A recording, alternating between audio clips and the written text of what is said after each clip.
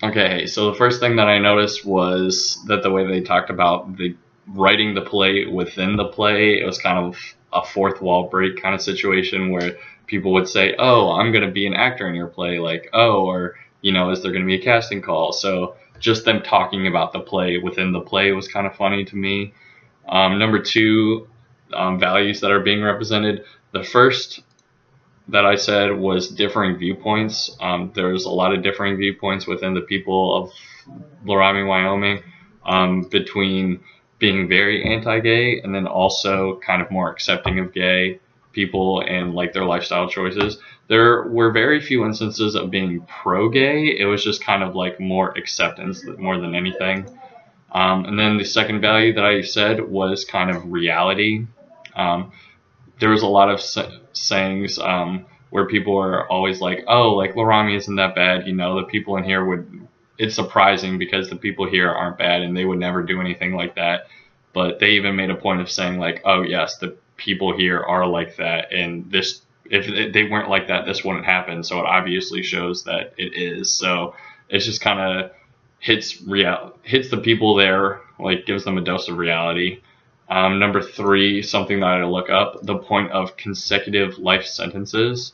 Because what's the point of having two back-to-back life sentences if they are life sentences? But it makes sense because even if you have a life sentence, you can still get out early with parole and other credits when you're in prison. But if you're serving back-to-back consecutive sentences, it basically guarantees that you're never going to get out until you die. So it makes the punishment significantly more severe. Number four, discuss the town of Laramie as a character. A common thing that people kept saying was like live and let live. So they tried to give a sense of like more accepting. Like I said earlier, it's not necessarily like pro gay, but it's like, oh, if you don't bother me, I won't bother you kind of thing. But they even made a point of saying in the play, like, that's not a good way to think because the people who are still in the closet, like, they can't really act the way that they want to because even them acting the way that they want to, people will take it as them bothering them.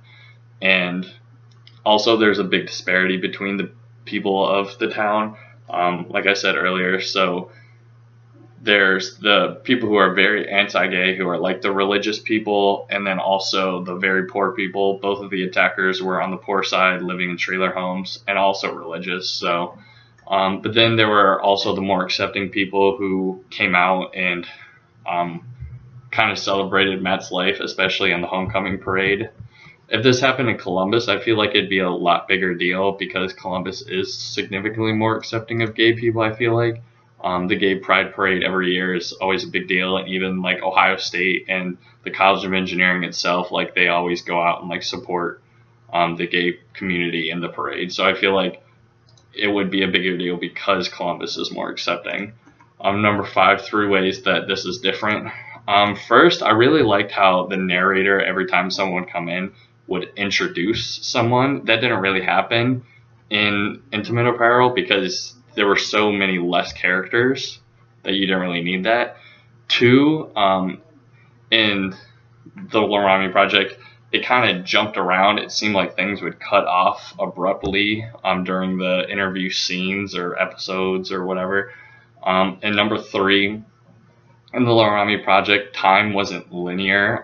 The episodes would jump around on the time scale, and that really didn't happen in Intimate Apparel since everything was, linearly time-wise.